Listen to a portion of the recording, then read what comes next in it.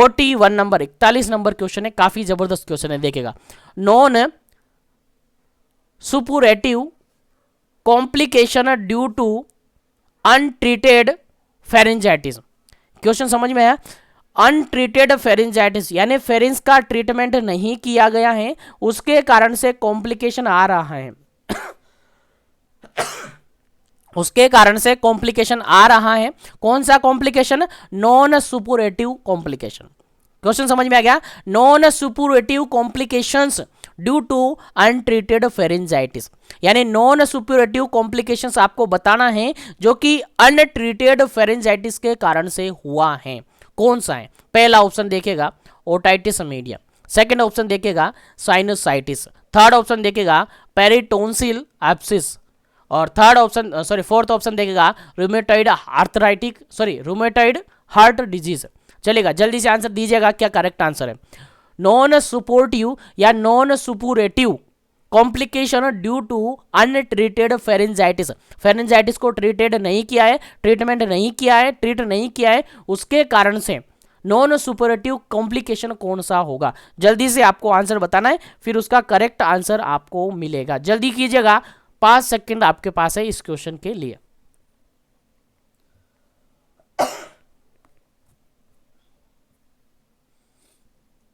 जल्दी करिए, तो जल्दी कीजिएगा, थोड़ा दिमाग लगाएगा क्या इसका सही आंसर होगा। उम्मीद करता हूं सबको समझ में आ रहा होगा, सभी को क्वेश्चन समझ में आ गया होगा क्या इसका करेक्ट आंसर है।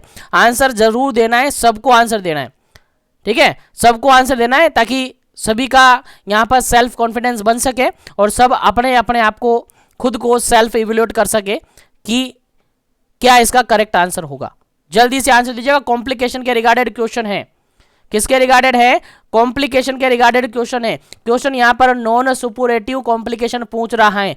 कौन सा कॉम्प्लिकेशन? फेरेंजाइटिस के रिगार्डेड 2 टाइप के कॉम्प्लिकेशन देखने को मिलते हैं, सुपुरेटिव कॉम्प्लिकेशन और नॉन सुपुरेटिव कॉम्प्लिकेशन। यहां से आपके एग्जाम में क्वेश्चन बन सकता है क्योंकि यहां से क्वेश्चन रिपीट हुआ है, ठीक है? इसीलिए याद रखेगा, यहां से क्वेश्चन आपके रिगार्डेड बन सकता है। चलेगा, इस क्वेश्चन का जो बिल्कुल राइट आंसर है that is option number D, बिल्कुल राइट आंसर है। जस्ट अ मिनट, इस क्वेश्चन का जो बिल्कुल राइट आंसर है that is option number D, बिल्कुल करेक्ट आंसर है। ऑप्शन नंबर डी बिल्कुल करेक्ट आंसर है। रूमेटिक हार्ट डिजीज बिल्कुल नॉन सुपुरेटिव कॉम्प्लिकेशन माना जाता है फेरेंजाइटिस का, ठीक है? अगर बात करें, देखेगा, याद रखेगा, अभी बात करते हैं इसके बारे में, इसको नॉन सुपुरेटिव माना जाता है ना, इसलिए इस क्वेश्चन का राइट आंसर क्या हो जाता है आपका? Option number D. तो देखिएगा, ओटाइटिस मीडिया, साइनोसाइटिस, पेरिटोन्सिलर एब्सिस, उसके अलावा अगर अपन बात करें तो सर्वाइकल एडेनाइटिस, ये हैं, ये 4 सिम्टम्स हैं जो कि सुपुरेटिव सिम्टम्स माने जाते हैं। कौन कौन से? ओटाइटिस मीडिया, साइनोसाइटिस, पेरिटोन्सिलर एब्सिस और सर्वाइकल एडेनाइटिस। ये सारे 4 जो सिम्टम है ये सुपुरेटिव कॉम्प्लिकेशन माने जाते हैं। कौन कौन से? ये ओटाइटिस मीडिया, साइनोसाइटिस, पेरिटोन्सिलर एब्सिस और सर्वाइकल एडेनाइटिस, ये सुपुरेटिव कॉम्प्लिकेशन माने जाते हैं किसके? अनट्रीटेड फेरेंजाइटिस के। और अगर नॉन सुपुरेटिव की बात करें तो नॉन सुपुरेटिव के अंदर एक हो गया आपका रूमेटिक हार्ट डिजीज और एक और होता है जिसको जनरली अपन कहते हैं पोस्ट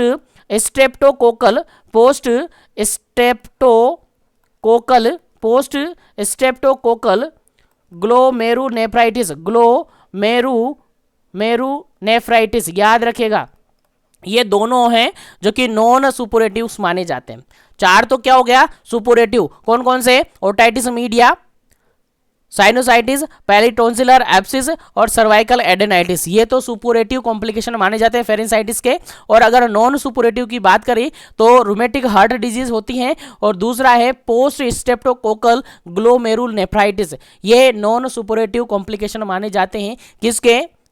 अनट्रीटेड फेरेंजाइटिस का। याद रखें, फेरेंजाइटिस का ये कॉम्प्लिकेशन है, हमेशा आपको याद रखना है, भूलना नहीं है। तो इस क्वेश्चन का राइट आंसर समझ में आ गया, रूमेटिक हार्ट डिजीज होगा। क्यों? क्योंकि यहां पर नॉन सुपुरेटिव पूछा था, ठीक है? चलिए आगे बढ़ते हैं नेक्स्ट क्वेश्चन पर। उम्मीद करता हूं यहां तक आपको समझ में आ गया होगा। नेक्स्ट क्वेश्चन आपके सामने है that is 52 number 42 number question है और काफी जबरदस्त क्वेश्चन है, समझते हैं, देखिएगा। 42 नंबर क्वेश्चन क्या कहता है, लेरिंजाइटिस इज द इन्फेक्शन ऑफ, देखिएगा कंफ्यूजन करने वाला क्वेश्चन है, सॉरी कंफ्यूजन करने वाला क्वेश्चन है, समझ में आना चाहिए। देखिएगा क्वेश्चन यहां पर ये कह रहा है कि लेरिंजाइटिस हुआ है, लेरिंजाइटिस हुआ है इज द इन्फेक्शन ऑफ, किसका इन्फेक्शन होता है, लेरिंजाइटिस। सबको पता है लेरिंजाइटिस किसका इन्फेक्शन होता है। फर्स्ट वन ऑप्शन है ट्रेकिया का, सेकंड वन ऑप्शन है लंग्स का, थर्ड वन ऑप्शन है फेरिंग्स का और फोर्थ वन ऑप्शन है वॉइस बॉक्स का। चलिएगा आंसर बताइएगा क्या इसका करेक्ट आंसर होगा। लेरिंजाइटिस किसका इन्फेक्शन होता है, जनरली किसका ऑप्शन होता है, किसका इन्फेक्शन होता है, लेरिंजाइटिस किसका इन्फेक्शन होता है जनरली। आंसर देना है, 2 सेकंड आपके पास है।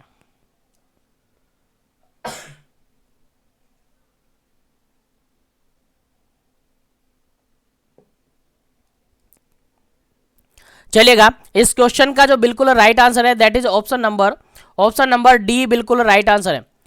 वॉइस बॉक्स जिसको क्या कहते हैं, जनरली लेरिंग्स कहते हैं। तो क्वेश्चन कैसे भी बन सकता है, क्वेश्चन यहां पर लेरिंग्स दे देता तो जनरली सब लगा देते हैं लेरिंग्स, लेरिंजाइटिस मतलब लेरिंग्स से रिगार्डेड है, यही ना, सब लगा देते हैं आंसर तो। लेकिन यहां पर क्वेश्चन लेरिंग्स नहीं देकर क्या दे दिया, वॉइस बॉक्स। तो वॉइस बॉक्स हो या लेरिंग्स हो दोनों ही एक ही है, तो इन्फेक्शन किसका होगा, वॉइस बॉक्स का होगा, यानी लेरिंजाइटिस का लेरिंग्स का इन्फेक्शन होगा। और लेरिंग्स के अंदर इन्फेक्शन है तो हम क्या कहेंगे कि लेरिंजाइटिस हुआ है, ठीक है। ट्रेकिया नहीं होगा, लंग्स नहीं होगा, फेरिंग्स नहीं होगा। इस क्वेश्चन का राइट आंसर क्या हो जाएगा, option number D, voice box बिल्कुल करेक्ट आंसर है। और वॉइस बॉक्स को ही क्या कहते हैं, लेरिंग्स कहते हैं। उम्मीद है आप सबको याद होगा, नहीं याद है तो अब याद रखिएगा क्योंकि आपके एग्जाम में क्वेश्चन रिपीट हो सकता है। चलिएगा नेक्स्ट क्वेश्चन की बात करते हैं। 43 नंबर क्वेश्चन, 43 नंबर क्वेश्चन है और हमारा टारगेट है आज ज़्यादा से ज़्यादा क्वेश्चन निकालना, तो जल्दी जल्दी क्वेश्चन का आंसर देते रहिए ताकि ज़्यादा से ज़्यादा क्वेश्चन अपन निकाल सकें।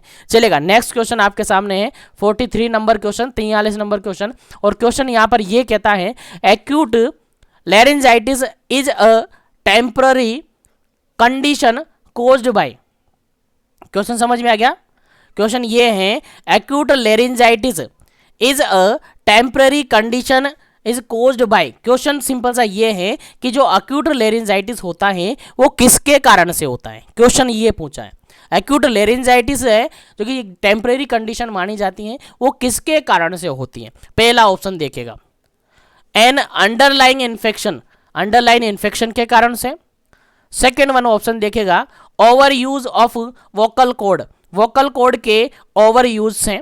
थर्ड वन ऑप्शन देखेगा exposure to harmful chemicals, harmful chemical के एक्सपोजर से। और फोर्थ वन ऑप्शन देखेगा ऑल ऑफ दी अबव। चलिएगा क्या इस करेक्ट आंसर होगा इस क्वेश्चन का, राइट आंसर आपको देना है, देन अपन आगे बढ़ेंगे। राइट आंसर आपको देना है, देन आपको राइट आंसर मिलेगा, फिर आगे बढ़ेंगे। तो जल्दी से इस क्वेश्चन का राइट आंसर बता दीजिएगा कि एक्यूट लेरिंजाइटिस होता है तो उसका कारण क्या होता है।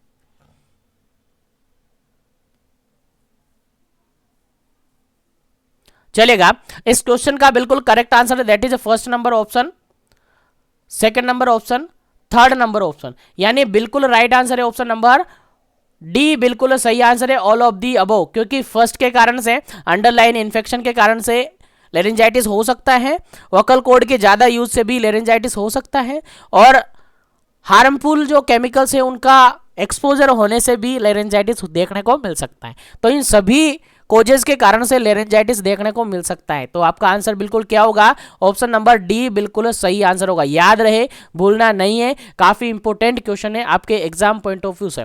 चलिए आगे बढ़ते हैं, सेशन को लाइक और शेयर करते रहे ताकि सभी तक पहुंच जाए, सभी सेशन का बेनिफिट ले सके। आगे बढ़ते हैं, नेक्स्ट क्वेश्चन आपके सामने काफी इंपॉर्टेंट क्वेश्चन है। नेक्स्ट क्वेश्चन है 44 नंबर क्वेश्चन, काफी जबरदस्त क्वेश्चन है, देखिएगा।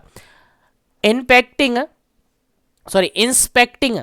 द लेरिंजाइटिस पेशेंट, लेरिंजाइटिस इन्फेक्शन, लेरिंजाइटिस जो पेशेंट है उसको आप इंस्पेक्शन कर रहे हो, उसको आप देख रहे हो, तो following option, following sign and symptoms, ठीक है। तो क्वेश्चन यहां पर ये कहता है कि लेरिंजाइटिस इन्फेक्शन का पेशेंट है, लेरिंजाइटिस हो रखा है किसी पेशेंट को, और आप उसको ऑब्जर्व कर रहे हो, आप उसको इंस्पेक्शन में ले रहे हो, तो उसके अंदर कौन कौन से क्लिनिकल फीचर देखने को मिलेंगे, उसके अंदर कौन कौन से क्लिनिकल फीचर देखने को मिलेंगे। पहला ऑप्शन है हॉर्सनेसनेस वॉइस, उसकी आवाज हॉर्सनेसनेस देखी जाएगी। बी ऑप्शन है ड्राई माउथ, उसका माउथ ड्राई रहेगा, सॉरी ड्राई कफ है, सॉरी सॉरी ड्राई कफ है, तो ड्राई कफ देखने को मिलेगा। सी ऑप्शन है ए एंड बी दोनों, और डी ऑप्शन है नन ऑफ दी अबव। चलिए जल्दी से आंसर बताइएगा क्या इसका करेक्ट आंसर होगा।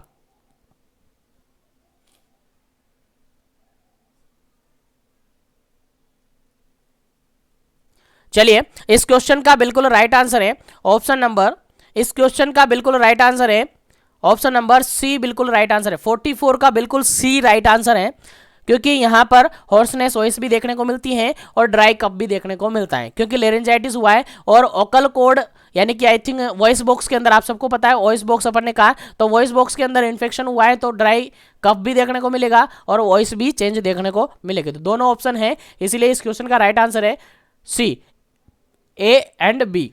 ठीक है, याद रखेगा, भूलना नहीं है। चलिए आगे बढ़ते हैं,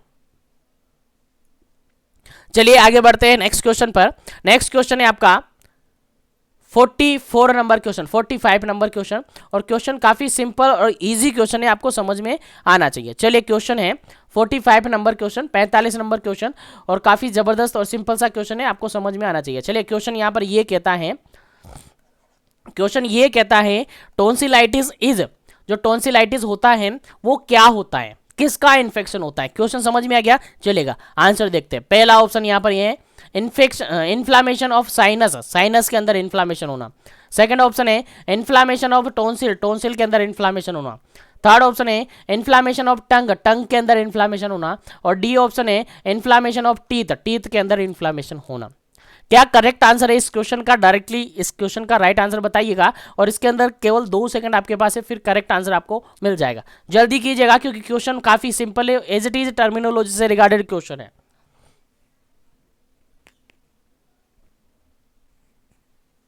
चलेगा, इस क्वेश्चन का जो बिल्कुल करेक्ट आंसर है that is option number B, बिल्कुल करेक्ट आंसर है, इन्फ्लामेशन ऑफ टॉन्सिल। स्टार्टिंग जब सेशन अपन ने स्टार्ट किया था तभी ऐसा क्वेश्चन आया था, तो मैंने कहा था टॉन्सिल्स के अंदर अगर इन्फ्लामेशन हो रहा है तो उसको टॉन्सिलाइटिस कहते हैं। ठीक है, टॉन्सिल्स के अंदर इन्फ्लामेशन हो रहा है तो उसको क्या कहते हैं, टॉन्सिलाइटिस कहते हैं। जनरल क्वेश्चन है, आपको याद होना चाहिए। चलेगा आगे बढ़ते हैं, ये सारी टर्मिनोलॉजी है, टर्मिनोलॉजी के रिगार्डेड आपको क्वेश्चन आना चाहिए, टर्मिनोलॉजी के रिगार्डेड आप क्वेश्चन बनना चाहिए और समझ में भी आना चाहिए और याद भी रहना चाहिए। चलेगा आगे बढ़ते हैं नेक्स्ट क्वेश्चन पर। नेक्स्ट क्वेश्चन आपके सामने काफी ईजी सा क्वेश्चन है, 46 नंबर 46 नंबर क्वेश्चन है। क्वेश्चन क्या कहता है देखिएगा, sign and symptoms of patient with acute bronchitis except. चलेगा, अब बताइएगा आंसर क्या होगा। ब्रोंको एक्यूट ब्रोंकाइटिस हुआ है, क्या हुआ है, एक्यूट ब्रोंकाइटिस हुआ है। अब एक्यूट ब्रोंकाइटिस हुआ है तो उस पेशेंट के अंदर कौन सा साइन एंड सिम्टम्स देखने को मिलेगा, लेकिन एक ऐसा ऑप्शन है जो कि देखने को नहीं मिलेगा, एक ऐसा ऑप्शन है जो कि देखने को नहीं मिलेगा। एक्यूट ब्रोंकाइटिस के अंदर कौन सा ऑप्शन गलत होगा, नीचे जो फॉलोइंग ऑप्शन है जिसमें से 3 ऑप्शन सही हैं लेकिन एक ऑप्शन गलत है, वो गलत ऑप्शन आपको हटाना है। Sign and symptoms of acute bronchitis के रिगार्डेड एक ऑप्शन गलत है, वो गलत ऑप्शन आपको हटाना है। देखिएगा पहला ऑप्शन देखिएगा, चेस्ट डिस्कम्फर्ट और सोरनेस। सेकेंड ऑप्शन देखिएगा, fever more than 101 degree Fahrenheit. C option देखेगा सोर थ्रोट। डी ऑप्शन देखेगा फटीग। चलेगा, 4 ऑप्शन मैंने रिपीट कर दिए, क्वेश्चन आपको समझ में आ गए और ऑप्शन भी आपको समझ में आ गए होंगे, तो आंसर आपको देना है फटाफट से, क्या इसका करेक्ट आंसर होगा। पहला ऑप्शन है चेस्ट डिस्कम्फर्ट और सोरनेस, सेकेंड ऑप्शन है fever more than 101 degree Fahrenheit और सोर थ्रोट और फटीग। क्या करेक्ट आंसर होगा इस क्वेश्चन का, राइट आंसर आपको देना है, देन आफ्टर इसका सही आंसर आपको मिलेगा। जल्दी से आंसर बताइएगा, एक्सेप्ट करके निकालना है आपको एक्यूट ब्रोंकाइटिस के अंदर से। एक्यूट ब्रोंकाइटिस का कौन सा फीचर नहीं होता है, कौन सा साइन सिम्टम्स नहीं होता है, जल्दी से आपको आंसर बताना है क्या इसका करेक्ट आंसर होगा। चलिएगा, इस क्वेश्चन का जो बिल्कुल करेक्ट आंसर है that is option number B, बिल्कुल करेक्ट आंसर है। देखिएगा यहां पर देखिए, पहला ऑप्शन देखिए आप, चेस्ट डिस्कम्फर्ट और सोरनेस बिल्कुल होता है। सी ऑप्शन देखिएगा, सोर थ्रोट ये भी बिल्कुल होता है, फटिक भी होता है एक्यूट ब्रोंकाइटिस के अंदर। और आप कहेंगे कि सर फीवर भी होगा, इन्फेक्शन है तो फीवर भी होगा। हाँ फीवर होगा, लेकिन ऑप्शन में ब्रैकेट में लिखा हुआ है मोर देन 101 डिग्री फ़ारेनहाइट। लेकिन एक्यूट ब्रोंकाइटिस की कंडीशन के अंदर जो फीवर देखने को मिलता है वो लेस देन 101 डिग्री फ़ारेनहाइट, यानी 101 डिग्री फ़ारेनहाइट से कम टेम्परेचर पर फीवर देखने को मिलता है। इतना ज़्यादा फीवर यहाँ पर देखने को नहीं मिलता है, इसलिए ये ऑप्शन गलत है। इसलिए आपका राइट आंसर हो जाता है ऑप्शन नंबर बी। क्या राइट आंसर हो जाता है? ऑप्शन नंबर बी आपका करेक्ट आंसर हो जाता है। उम्मीद करता हूँ समझ में आ रहे होंगे सारे क्वेश्चन। तो आगे बढ़ते हैं इसी के साथ नेक्स्ट क्वेश्चन पर। लेकिन क्वेश्चन को लाइक और शेयर करते रहिए, सेशन को लाइक और शेयर करते रहिए ताकि सभी तक सेशन पहुंचे, सभी क्वेश्चन को देख पाए। चलेगा, नेक्स्ट क्वेश्चन आपके सामने, नेक्स्ट क्वेश्चन आपके सामने है। और नेक्स्ट क्वेश्चन क्या कहता है देखिएगा, क्वेश्चन नंबर आपका 47 नंबर क्वेश्चन है। क्वेश्चन नंबर है आपका 46, साइन एंड सिम्टम ऑफ कौन सा? हाँ, sign and symptom of acute bronchitis. चलिए, साइन एंड सिम्टम के बाद आपका नेक्स्ट क्वेश्चन है, नेक्स्ट क्वेश्चन है 47 नंबर क्वेश्चन। काफी जबरदस्त और सिंपल सा क्वेश्चन है 47 number question. Prevention of acute bronchitis, acute bronchitis का प्रिवेंशन है। क्वेश्चन काफी इजी है कि एक्यूट ब्रोंकाइटिस होने से अपन बचा सकते हैं, किसके थ्रू बचा सकते हैं, कौन सा ऑप्शन सही है, किस ऑप्शन के थ्रू अपन एक्यूट ब्रोंकाइटिस से प्रिवेंशन करवा सकते हैं। पहला ऑप्शन है अवॉइड स्मोकिंग, सेकेंड ऑप्शन है exposure to dust, third option है contact with person having bronchitis, और फोर्थ ऑप्शन है डी ऑप्शन है एयर पोल्यूशन। चलेगा, जल्दी से आंसर बताइएगा किस ऑप्शन के थ्रू अपन प्रिवेंट कर सकते हैं एक्यूट ब्रोंकाइटिस से, यानी एक्यूट ब्रोंकाइटिस के रिगार्डेड कौन सा प्रिवेंशन है फॉलोइंग ऑप्शन में से। राइट आंसर आपको देना है।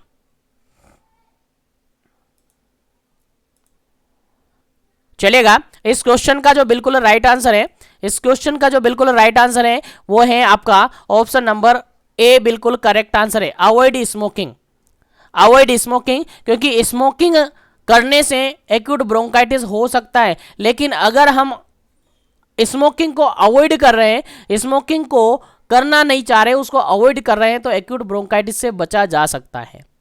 ठीक है, आ गया समझ में? तो पहला ऑप्शन बिल्कुल करेक्ट है। अदर ऑप्शन देखे तो एक्सपोजर टू डस्ट, डस्ट से एक्सपोज होंगे तो क्या एक्यूट ब्रोंकाइटिस नहीं होगा? हाँ, इससे तो होगा।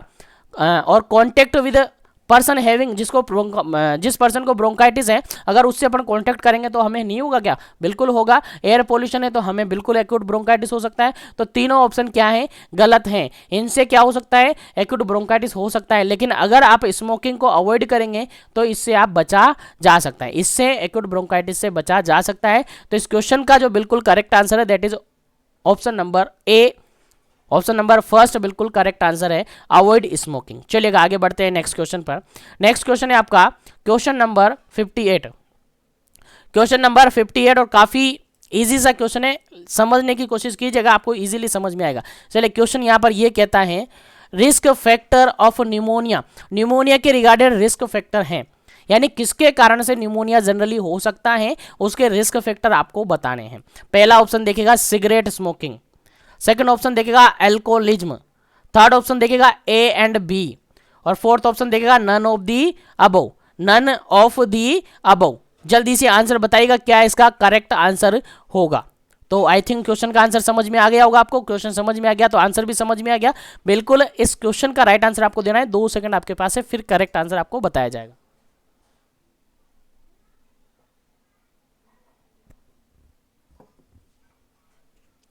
चलिएगा, इस क्वेश्चन का जो बिल्कुल राइट आंसर है that is option number C, बिल्कुल राइट आंसर है।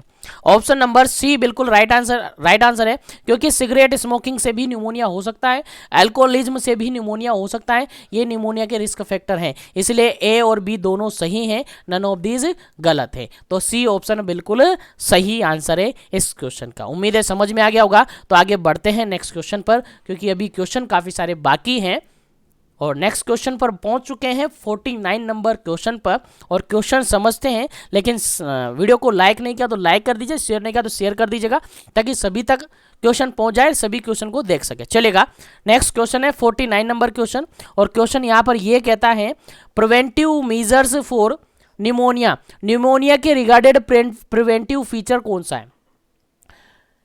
किस मीजर से हम निमोनिया से बच सकते हैं? कौन सा ऐसा मीजर्स हैं जिससे हम निमोनिया से बच सकते हैं? पहला ऑप्शन देखिएगा स्मोकिंग, सेकंड ऑप्शन देखिएगा सीजनल एलर्जी, थर्ड ऑप्शन देखेगा exposure to dust and chemical, fourth option देखेगा हेल्दी डाइट। चलिएगा क्वेश्चन समझ में आ गया। क्वेश्चन कहता है सिंपल सा, preventive measures of pneumonia, pneumonia से बचने के लिए प्रिवेंटिव मेजर्स कौन सा काम में लेंगे? ऑप्शन आपको समझ में आ गया, जल्दी से आंसर देना है, 2 सेकंड आपके पास है, फिर आपको आंसर मिल जाएगा, जल्दी कीजिएगा लेकिन।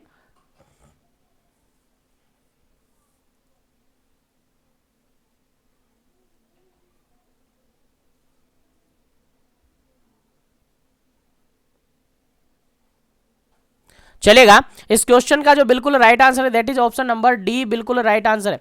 ऑप्शन नंबर डी बिल्कुल राइट आंसर है। क्यों?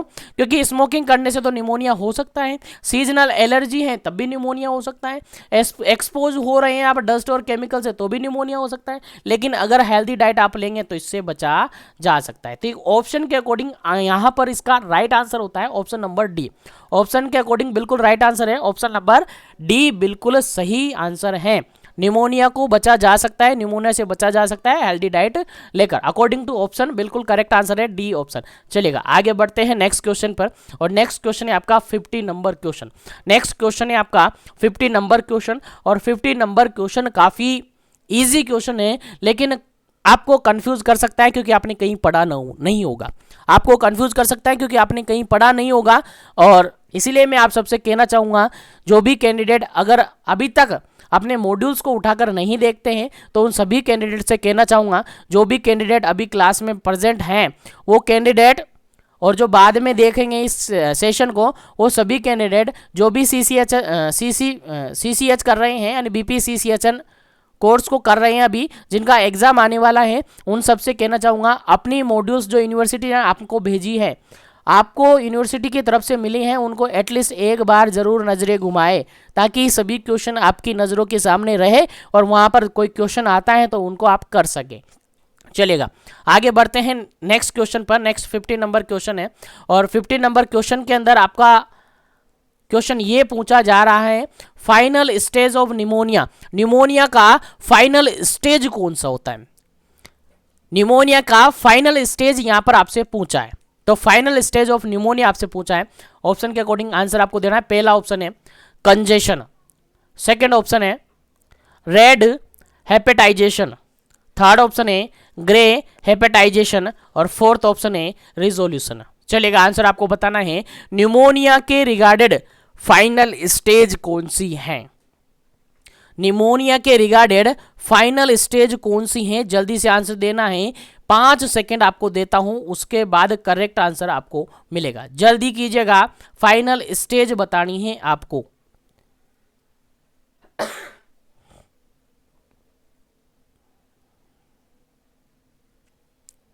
चलिए इस क्वेश्चन का बिल्कुल राइट आंसर है ऑप्शन नंबर डी, बिल्कुल राइट आंसर है रिजोल्यूशन, जिसको फाइनल स्टेज या फोर्थ स्टेज अपन कह सकते हैं।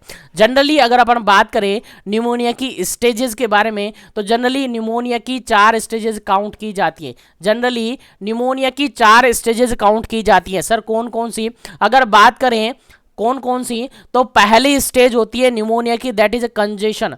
पहली स्टेज होती है निमोनिया की, that is congestion.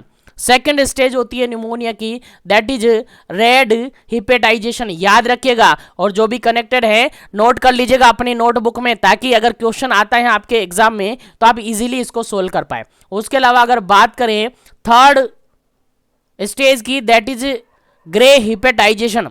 Third stage that is grey hepatization, और फोर्थ स्टेज और final stage that is resolution. तो 4 स्टेजेस होती हैं निमोनिया की। स्क्रीनशॉट ले लीजिएगा फटाफट से, या फिर नोट कर लीजिएगा, क्योंकि इससे रिगार्डेड कभी भी क्वेश्चन आपसे रिपीट किया जा सकता है। तो निमोनिया की बेसिकली 4 स्टेजेस होती हैं, जिसके अंदर फर्स्ट स्टेज होती है that is congestion, second stage होती है that is red hepatization, third stage होती है दैट इज ग्रे हिपेटाइजेशन, और फोर्थ स्टेज और फाइनल स्टेज होती है दैट इज रिजोल्यूशन। याद रखिएगा, याद रखेगा, फटाफट से स्क्रीनशॉट ले लीजिएगा ताकि आपको याद रहे। चलेगा, आगे बढ़ते हैं नेक्स्ट क्वेश्चन पर। उम्मीद है यहाँ तक के सभी क्वेश्चन आपको अच्छी तरीके से समझ में आ गए, और जैसा कि टारगेट था अपना, बिल्कुल हम अपने टारगेट तक पहुंचने वाले हैं।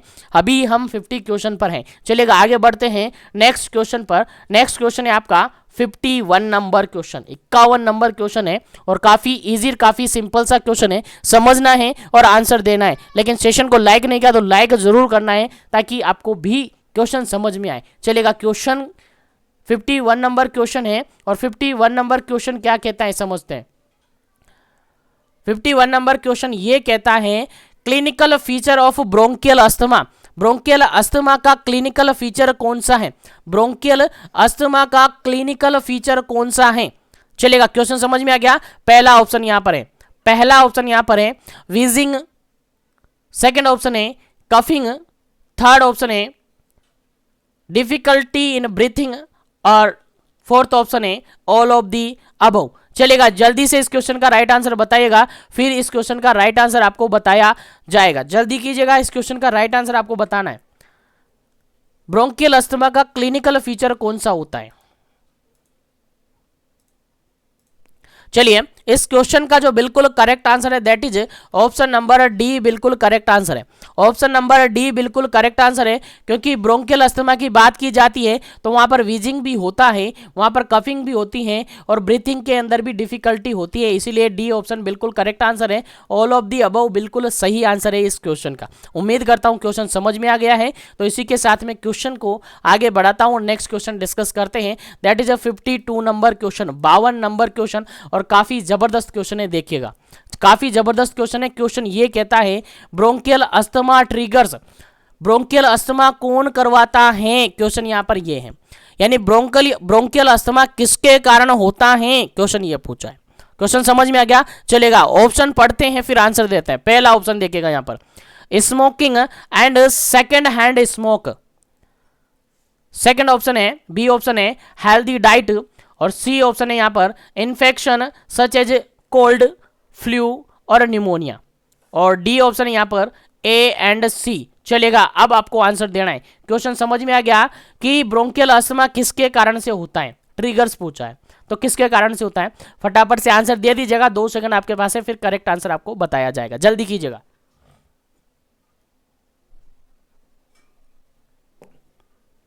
चलिएगा, इस क्वेश्चन का जो बिल्कुल करेक्ट आंसर है that is option number D, बिल्कुल करेक्ट आंसर है, क्योंकि पहला जो ऑप्शन है स्मोकिंग और सेकंड हैंड स्मोक, यानी स्मोकिंग करने से ब्रोंकियल अस्थमा हो सकता है।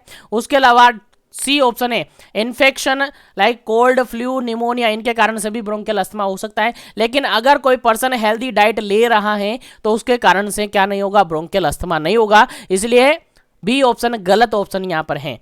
ठीक है, तो ए और सी आपका करेक्ट आंसर है, यानी डी ऑप्शन बिल्कुल सही आंसर है। कौन सा आंसर है? डी ऑप्शन है, जिसके अंदर ए और बी सही आंसर है। उम्मीद करता हूं समझ में आ गया होगा क्वेश्चन। तो आगे बढ़ते हैं नेक्स्ट क्वेश्चन पर। उम्मीद करता हूं यहां तक जो भी क्वेश्चन अपन ने डिस्कस किए आपको समझ में आ गए। तो लाइक और शेयर करते रहिए, और मिशन एजुकेशन ऐप डाउनलोड नहीं किया तो कर लीजिएगा, ताकि वहां से आपको जो टेस्ट सीरीज है वो अवेलेबल हो सके और टेस्ट सीरीज का बेनिफिट आप ले सके। चलेगा, नेक्स्ट क्वेश्चन आपके सामने 53 नंबर क्वेश्चन, 53 नंबर क्वेश्चन। और 53 नंबर क्वेश्चन में क्या कहता है देखिएगा, समझिएगा।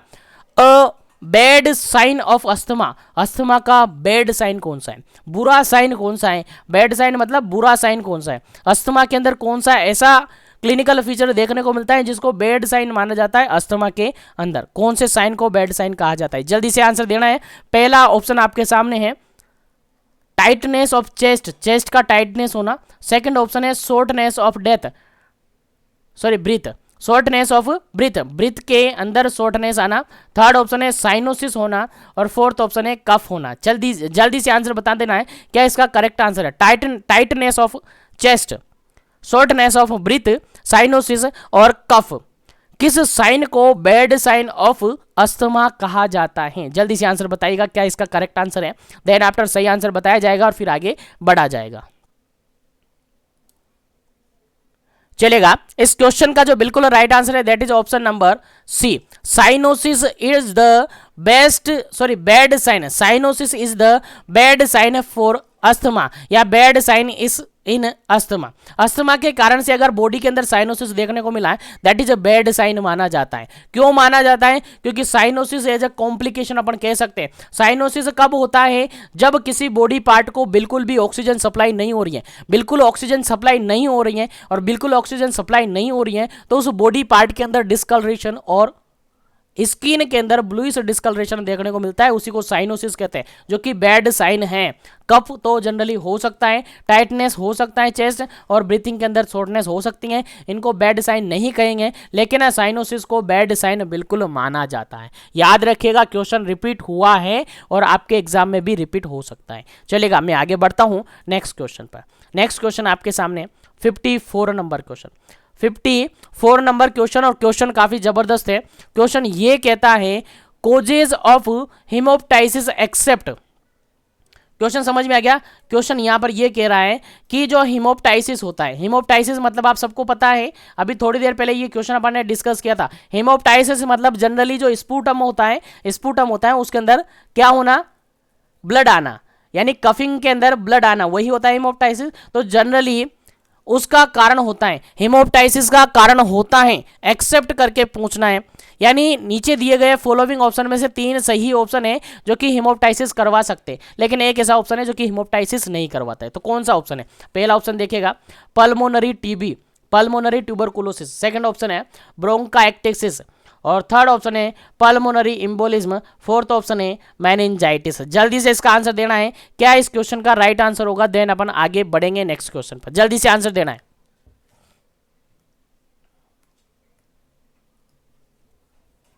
चलेगा, इस क्वेश्चन का जो बिल्कुल राइट आंसर है that is option number D, बिल्कुल राइट आंसर है।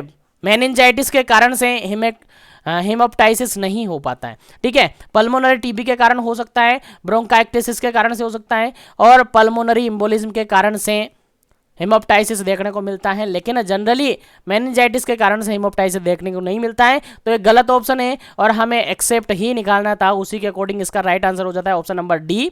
Option number D that is a meningitis इस क्वेश्चन का राइट आंसर हो जाता है। चलेगा, क्वेश्चन समझ में आ रहे होंगे। और जो भी चैनल पर पहली बार विजिट कर रहा है, चैनल को अभी तक सब्सक्राइब नहीं किया है तो चैनल को सब्सक्राइब करके बेल आइकन कॉल पे प्रेस कर लीजिएगा, ताकि इसी तरीके से कंटिन्यू सेशन उनको मिलता रहे, ठीक है, और इसी तरीके से बेनिफिट वो लेते रहे। चलिए आगे बढ़ते हैं नेक्स्ट स्टेज पर, नेक्स्ट क्वेश्चन पर। नेक्स्ट क्वेश्चन है आपका 55 नंबर, 55 नंबर क्वेश्चन है। क्वेश्चन काफी जबरदस्त है, देखेगा। The chest pain which of as can an urgent signal of life threatening condition of heart disease leading to shortness of breath. Question ये कहता है कि कौन सी ऐसी एज है जहां पर अर्जेंट सिग्नल मिलता है लाइफ थ्रेटनिंग कंडीशन का, लाइक कौन सी कंडीशन से रिगार्डेड? हार्ट डिजीज से रिगार्डेड, जो कि लीडिंग करती है शॉर्टनेस ऑफ ब्रीथ पर, लीडिंग कर सकती है शॉर्टनेस ऑफ ब्रीथ पर। यानी कि जनरली क्वेश्चन यहां पर यह कहा जा रहा है कि लाइफ थ्रेटनिंग कंडीशन के रिगार्डेड अर्जेंट सिग्नल मिलता है कौन सी एज के अंदर, और वो भी हार्ट से रिगार्डेड डिजीज के कारण से शॉर्टनेस ऑफ ब्रीथ देखने को मिले।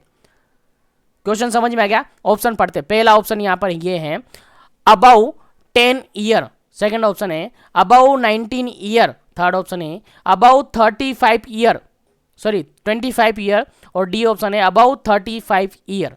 चलेगा, सबसे पहला तो काम आपका ये है कि कौन सी एज के अंदर हार्ट से रिगार्डेड प्रॉब्लम ज्यादा देखने को मिलती है। अगर इसको फाइंड आउट कर पाए तो इस क्वेश्चन का राइट आंसर आपके पास हो जाएगा, क्योंकि हार्ट के रिगार्डेड अगर प्रॉब्लम हुई है तो अर्जेंटली सिग्नल हमें मिलेगा लाइफ थ्रेटनिंग कंडीशन का, जिसके कारण से शॉर्टनेस ऑफ ब्रीथ देखने को मिल सकती है।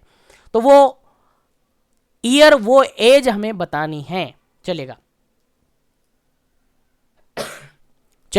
इस क्वेश्चन का राइट आंसर है ऑप्शन नंबर डी, बिल्कुल राइट आंसर है 35 ईयर्स से ज्यादा। यानी जितनी एज एडवांस होगी, जितनी एज एडवांस होगी उतना ही रिस्क रहता है हार्ट से रिगार्डेड प्रॉब्लम होने का, लाइफ थ्रेटनिंग सिग्नल मिलने का, अर्जेंट सिग्नल मिलने का, ठीक है। तो एडवांस एज के अकॉर्डिंग अपना सबसे एडवांस एज है अबाउट 35 ईयर्स, बिल्कुल करेक्ट आंसर है। इस क्वेश्चन का राइट आंसर है option number D, about 35 years. चलिए आगे बढ़ते हैं नेक्स्ट क्वेश्चन पर। नेक्स्ट क्वेश्चन है आपका 56 नंबर क्वेश्चन, काफी जबरदस्त क्वेश्चन है, समझते हैं और आंसर देते हैं। 56 नंबर क्वेश्चन है, काफी जबरदस्त है, देखिएगा।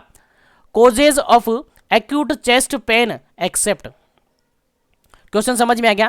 क्वेश्चन यहां पर ये कहता है कि जो चेस्ट पेन देखने को मिलता है, जो चेस्ट पेन होता है, एक्यूट चेस्ट पेन जो होता है उसका कारण हो सकता है, लेकिन एक को एक्सेप्ट करना है, एक को एक्सेप्ट करना है, यानी एक ऐसा ऑप्शन है जो कि गलत है, जिसके कारण से चेस्ट पेन देखने को नहीं मिल सकता है, एक्यूट चेस्ट पेन देखने को नहीं मिल सकता है, लेकिन फॉलोइंग के अंदर मिलेगा। चलेगा, पहला ऑप्शन देखिएगा, एक एक्सेप्ट गलत निकालना है आपने। पहला ऑप्शन है न्यूमोनिया, सेकंड ऑप्शन है ब्रोंकाइटिस, थर्ड ऑप्शन है अपेंडिसाइटिस, फोर्थ ऑप्शन है पल्मोनरी एम्बोलिज्म। चलिएगा, आंसर बताइएगा क्या इसका करेक्ट आंसर होगा, किसके कारण से एक्यूट चेस्ट पेन देखने को नहीं मिलता है। एक्सेप्ट हमें निकालना है, क्या निकालना है, एक्सेप्ट हमें निकालना है। जल्दी कीजिएगा, क्योंकि अभी भी हमें हमारे क्वेश्चंस बाकी हैं और टाइम ज़्यादा बढ़ता जा रहा है, बढ़ता जा रहा है, लेकिन क्वेश्चन अभी बाकी रहते जा रहे हैं, इसलिए जल्दी कीजिएगा। चलेगा, इस क्वेश्चन का राइट आंसर है ऑप्शन नंबर सी, बिल्कुल राइट आंसर है, क्योंकि एक्यूट चेस्ट पेन निमोनिया के कारण हो सकता है, ब्रोंकाइटिस के कारण से हो सकता है, पल्मोनरी एम्बोलिज्म के कारण हो सकता है, लेकिन अपेंडिसाइटिस के कारण नहीं होता है। तो इस क्वेश्चन का गलत ऑप्शन क्या है, अपेंडिसाइटिस, और सही आंसर क्या है, ऑप्शन नंबर सी, अपेंडिसाइटिस बिल्कुल सही आंसर है। अपेंडिसाइटिस ही बिल्कुल सही आंसर है, क्योंकि हमें क्या करना है, एक्सेप्ट निकालना था। बिल्कुल राइट आंसर हो जाता है इसका ऑप्शन नंबर सी, अपेंडिसाइटिस। चलेगा, यहां तक आपको सारे क्वेश्चन समझ में आ गए होंगे, तो आगे बढ़ते हैं नेक्स्ट क्वेश्चन पर। आगे बढ़ते हैं नेक्स्ट क्वेश्चन पर, और नेक्स्ट क्वेश्चन आपके सामने काफी जबरदस्त क्वेश्चन है, काफी सिंपल सा क्वेश्चन है। देखिएगा, क्वेश्चन नंबर 57, 57 नंबर क्वेश्चन है, और क्वेश्चन कहता है two main form of COPD, COPD की दो मेन फॉर्म कौन सी है। यानी सीओपीडी जानते हो, chronic obstructive pulmonary disease, full form आपको याद होगी। इस सीओपीडी के अंदर कौन सी दो कंडीशन शामिल होती हैं, क्वेश्चन ये बताया जा रहा है। ठीक है, पहला ऑप्शन देखिएगा, asthma and chronic bronchitis, asthma and chronic bronchitis. Second option है asthma and emphysema. Third option है chronic bronchitis and emphysema, chronic bronchitis and emphysema. और फोर्थ ऑप्शन है क्रोनिक ब्रोंकाइटिस एंड एटेलेक्टेसिस। चलिएगा, आंसर बताइएगा क्या correct answer इसका होगा। COPD के अंदर कौन सी दो कंडीशन शामिल होती हैं। ऑप्शन मैंने रिपीट कर दिया, जल्दी से अपना आंसर दे दीजिएगा ताकि अपन आगे बढ़े, क्योंकि अभी क्वेश्चन बाकी है। चलेगा, इस क्वेश्चन का राइट आंसर है ऑप्शन नंबर थर्ड, बिल्कुल राइट आंसर है, क्रोनिक ब्रोंकाइटिस एंड इम्फाइसीमा। ये दोनों कंडीशन, पहली condition chronic bronchitis, second condition emphysema, दोनों ही सीओपीडी के अंदर शामिल की जाती है, दोनों ही मेन कंडीशन मानी जाती है। याद रखिएगा, भूलना नहीं है, इंपॉर्टेंट क्वेश्चन है, आपके एग्जाम में रिपीट हो सकता है, इसलिए याद रखना है। चलिएगा, आगे बढ़ते हैं नेक्स्ट क्वेश्चन पर, लेकिन अगर अभी तक चैनल को सब्सक्राइब नहीं किया है तो चैनल को सब्सक्राइब करके बेल आइकन कॉल पर प्रेस कर लीजिएगा, ताकि इसी तरीके से सेशन आपको मिलता रहे। और अगर अभी तक वीडियो को, सेशन को लाइक शेयर नहीं किया तो लाइक शेयर जरूर कीजिएगा, ताकि सभी सेशन को देख पाए इजीली। चलेगा, नेक्स्ट क्वेश्चन आपके सामने है, नेक्स्ट क्वेश्चन आपके सामने है क्वेश्चन नंबर 58। क्वेश्चन नंबर 58 क्या कहता है, क्वेश्चन नंबर 58 कहता है which of the following is the earliest sign of poor respiratory function. Question समझ में आया। क्वेश्चन ये कहता है which of the following is the earlier sign of poor respiratory function.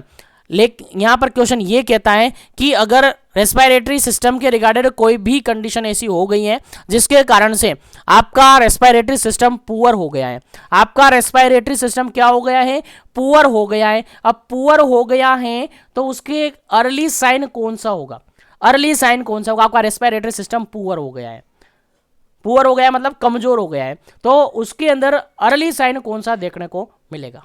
Question समझ में आ गया। ऑप्शन देखते हैं। पहला ऑप्शन है फैट थ्रेड पल्स, फैट नहीं sorry fast 3D pulse, fast 3D pulse. Second option है रेस्टलेसनेस, थर्ड ऑप्शन है साइनोसिस, फोर्थ ऑप्शन है फैंटनेस। चलिएगा, आंसर बताइएगा क्या करेक्ट आंसर होगा इस क्वेश्चन का, जल्दी से आंसर बताइएगा ताकि आगे बढ़े अपन नेक्स्ट क्वेश्चन पर। जल्दी कीजिएगा। पुअर रेस्पिरेटरी सिस्टम हो गया है आपका, तो उसका अर्ली साइन क्या देखने को मिलेगा, उसमें अर्ली साइन क्या देखने को मिलेगा। चलेगा, क्वेश्चन यहां पर समझ में आ गया। इस क्वेश्चन का जो बिल्कुल राइट आंसर है that is option number B बिल्कुल राइट आंसर होगा, क्योंकि जैसे ही रेस्पिरेटरी पुअर होता है, आपका रेस्पिरेटरी सिस्टम पुअर होता है, रेस्पिरेटरी से रिगार्डेड प्रॉब्लम आती है, सबसे पहले आपको रेस्टलेसनेस देखने को मिलेगी। क्यों? क्योंकि सबसे पहले आपको ब्रीथिंग डिफिकल्टी होगी, जैसे ही ब्रीथिंग डिफिकल्टी होगी तो आपको रेस्टलेस देखने को मिलेगी। साइनोसिस तो बहुत लेट देखने को मिलती है, फेंटिंग भी लेट देखने को मिलती है, और फास्ट 3D जो पल्स है वो भी लेट देखने को मिलती है। अर्ली साइन की बात करें तो रेस्टलेसनेस बिल्कुल करेक्ट आंसर होता है। चलिएगा आगे बढ़ते हैं नेक्स्ट क्वेश्चन पर, और उम्मीद करते हैं क्वेश्चन समझ में आ रहे होंगे, तो लाइक शेयर करते रहिए। चलिएगा नेक्स्ट क्वेश्चन है 59 नंबर क्वेश्चन, 59 नंबर क्वेश्चन, और अपन अपने टारगेट पर पहुंचने वाले हैं, तो लाइक शेयर जरूर करते रहिए। चलेगा नेक्स्ट क्वेश्चन है protrusion of mucous membrane of nose and paranasal sinus is known as. Question यहां पर ये है कि आपकी नोज की म्यूकस मेम्ब्रेन है उसका प्रोट्रूजन हो गया है, आपकी जो पेरानेजल साइनसेस है उसका प्रोट्रूजन हो गया है। प्रोट्रूजन मतलब बाहर की तरफ प्रोट्रूड होना, ठीक है, यही होता है प्रोट्रूजन।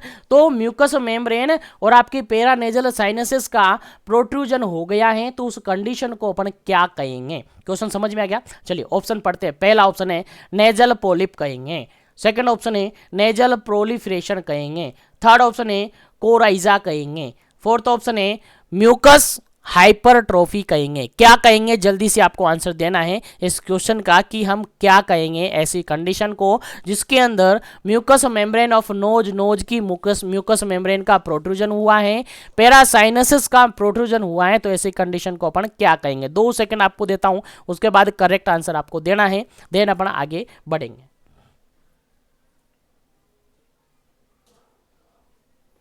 चलिएगा इस क्वेश्चन का जो बिल्कुल राइट आंसर है that is option number first.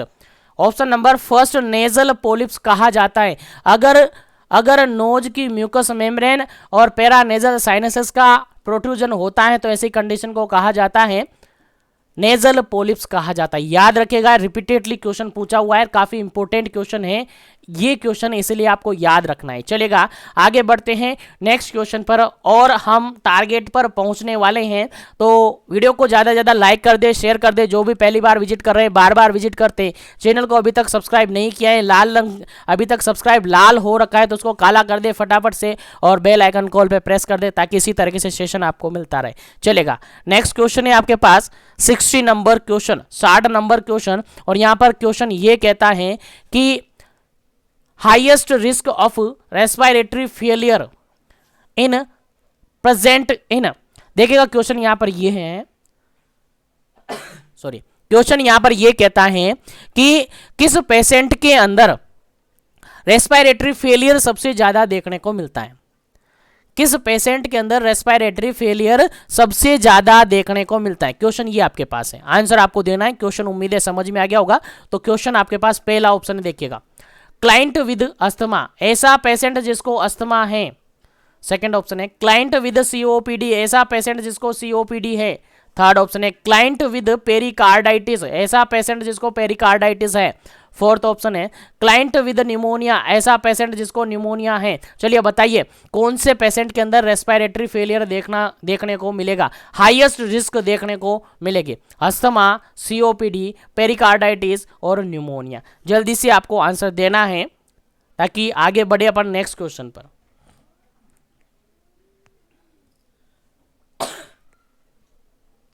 चलिएगा इस क्वेश्चन का जो बिल्कुल राइट आंसर है ऑप्शन नंबर फर्स्ट बिल्कुल राइट आंसर है।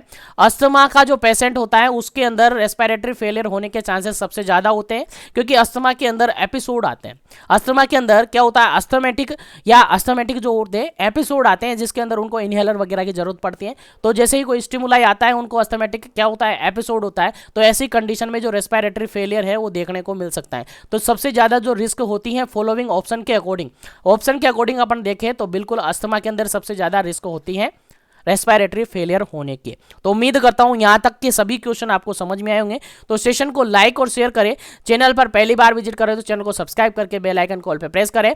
चलिए आगे बढ़ते हैं नेक्स्ट क्वेश्चन पर, और नेक्स्ट क्वेश्चन है आपके सामने, क्वेश्चन ये है chronic asthma leads to, chronic asthma अगर हो रखा है किसी पेशेंट को क्रोनिक अस्थमा है तो वो क्या कॉम्प्लिकेट हो सकता है, यानी क्या कोज कर सकता है आगे जाकर। ऑप्शन नंबर पहला है एटेलेक्टेसिस, सेकंड नंबर ऑप्शन है एम्फाइसीमा, थर्ड वन ऑप्शन है सीओपीडी, फोर्थ वन ऑप्शन है न्यूमोनिया। तो ये क्वेश्चन आपका 61 नंबर का क्वेश्चन क्या करना है, आपको जवाब करना है। और इस सेशन को यहीं पर अपन एंड करते हैं, क्योंकि क्वेश्चन और आपका सेशन काफी बड़ा हो चुका है। और आज के सेशन के अंदर अप्रोक्सीमेटली जो भी क्वेश्चन अपन ने डिस्कस किए, उम्मीद है सभी क्वेश्चन आपको समझ आए होंगे, उम्मीद है सभी क्वेश्चन आपके माइंड में सेट हुए होंगे, और उम्मीद है सभी क्वेश्चन आपको अच्छे लगे होंगे। तो नेक्स्ट सेशन के अंदर हम फिर से आएंगे और फिर से लगातार और कंटिन्यूअसली इसी तरीके से क्वेश्चन सोल्व आउट करेंगे। और इस क्वेश्चन का आंसर आपको देना है। इस क्वेश्चन का आंसर मैं नेक्स्ट सेशन के अंदर आपको बताऊंगा। क्वेश्चन का आंसर कैसे टाइप करना है आपको कमेंट सेक्शन के अंदर क्रोनिक अस्थमा के रिगार्डिंग आपको डालना है क्वेश्चन नंबर 61। फिर आपको डालना है ए ऑप्शन है तो ए, बी है तो बी, सी है तो सी और डी है तो डी, इस तरीके से ऑप्शन डालना है और सबमिट कर देना है। और क्वेश्चन मेरे पास पहुंच जाएगा और मैं आपके कमेंट्स को जरूर विजिट करूंगा। तो उम्मीद करता हूं सेशन आपको अच्छा लगा होगा, और उम्मीद करता हूं सेशन आपको समझ में आ गया होगा, और उम्मीद करता हूं आपने मिशन एजुकेशन ऐप पर जो टेस्ट सीरीज जारी हो रखी है, टेस्ट सीरीज स्टार्ट है, उसको ज्वाइन कर लिया होगा। नहीं किया तो कर लीजिएगा, क्योंकि टाइमिंग बहुत कम है और सेशन के अंदर और टेस्ट सीरीज के अंदर काफ़ी कुछ वहाँ पर मिलने वाला है। काफ़ी daily up to date test series वहाँ पर आपको मिलने वाली है। और मैं आपसे कह दूँ, अगर आपने टेस्ट सीरीज ले ली और टेस्ट सीरीज को पॉजिटिविटी के साथ, कंसंट्रेशन के साथ आपने उसमें पॉजिटिविटी होकर अगर काम किया, आपने स्टडी की, तो 100% काफ़ी इंप्रूवमेंट आपके अंदर देखने को मिलेगा। तो आज के सेशन को मैं यहीं पर फिनिश करूंगा, मिलूंगा नेक्स्ट सेशन के अंदर जल्द ही। जब तक के लिए बने रहे जीवन एजुकेशन के साथ। Wish you all the best. Thank you very much for joining.